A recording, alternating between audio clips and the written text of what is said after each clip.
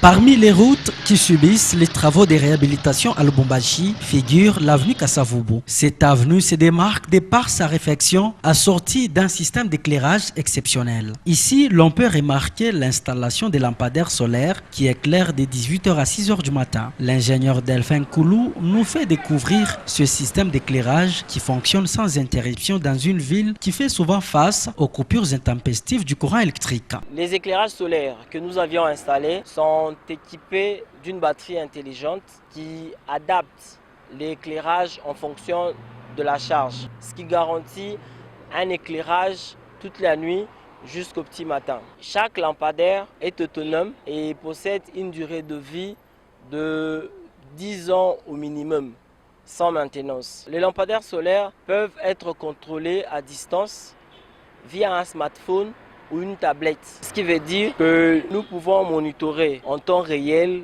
l'éclairage de l'avenue Kasavubu.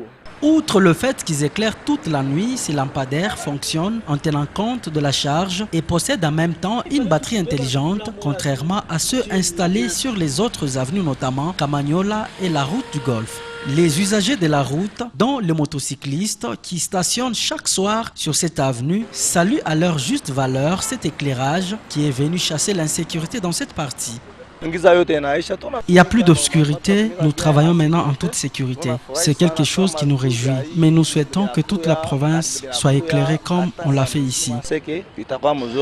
Comme l'avenue Kasavubu, le Square Forest affiche le même système d'éclairage, ce qui justifie désormais la présence des amoureux du basket à cet endroit, même dans les heures tardives. Ça nous aide vraiment de s'entraîner à partir de ce genre d'heures et ça satisfait aussi beaucoup de personnes plus âgées que moi qui ont du travail. Il est 21h, ceux qui font les exercices de musculation ne sont plus pressés de rentrer à la maison. Il y a quand même un peu plus de sécurité. Il n'y a personne qui peut venir te voler ton sac ni ton téléphone parce qu'il y a quand même la lumière. Ça nous a beaucoup aidé, on travaille jusqu'à peut-être 22 heures.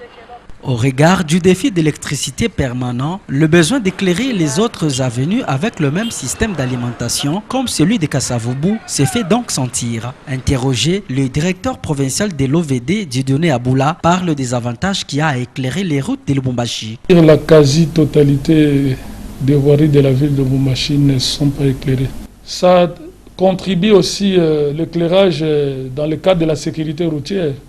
Vous savez que la nuit, souvent, il y a beaucoup d'accidents qui sont constatés. Nous avons des usagers de la route qui n'ont pas le véhicule avec assez de luminaires voulus. Pour pallier à cette déficience, le gouvernement provincial, qui est le commanditaire, le maître d'ouvrage, a voulu au-delà de la modernisation qu'on puisse aussi ajouter ces travaux connexes qui sont, disons, l'éclairage public. Les autres avenues en réfection, comme Lumumba et Laurent Désiré Kabila, seront équipées d'un éclairage solaire identique à celui de Kasavubu qui a déjà fait ses preuves.